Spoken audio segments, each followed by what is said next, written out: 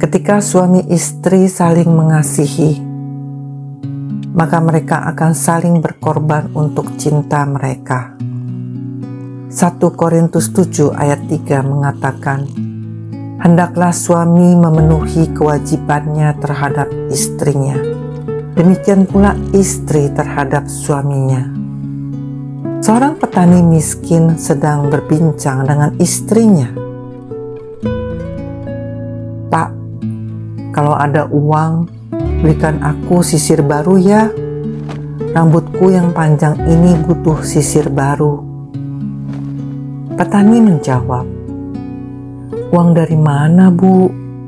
Tali arlojiku yang rusak saja belum bisa aku ganti.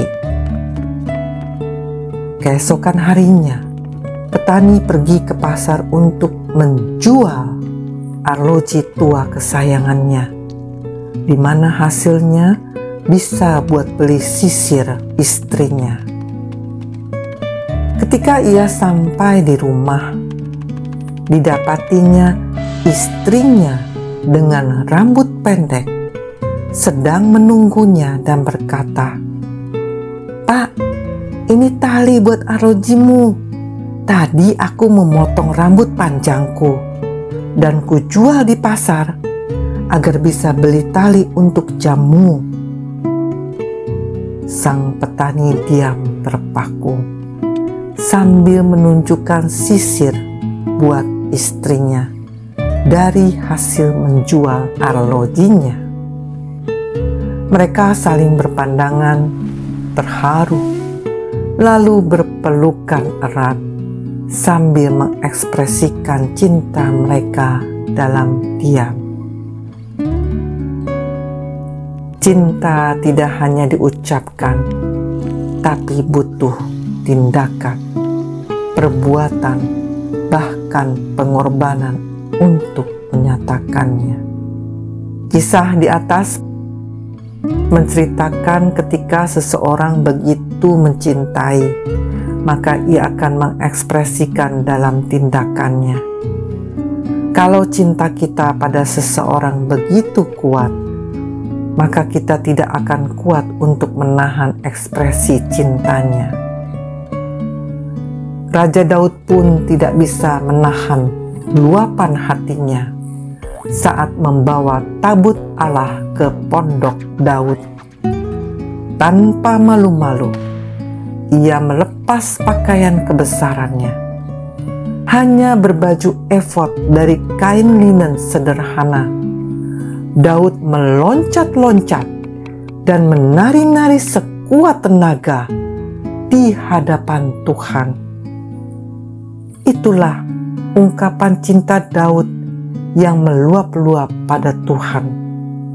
Ia sama sekali tidak peduli pada cemoohan istrinya yang menganggapnya rendah dan memalukan.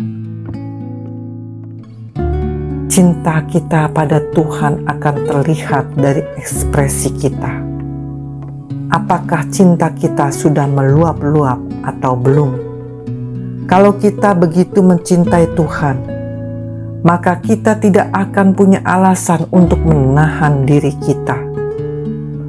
Kalau kita rindu mengalami ekspresi kasih Allah dalam hidup kita, maka kita harus makin jatuh cinta kepada Tuhan, dan buktikanlah betapa besar cinta kita pada Tuhan melalui ekspresi kita. Pertanyaannya sekarang, berapa besar kadar cinta kita kepada Tuhan?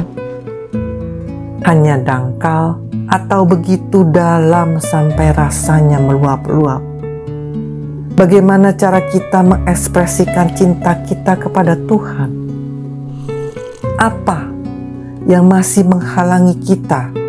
Bagaimana supaya kita bisa lebih jatuh cinta lagi kepada Tuhan?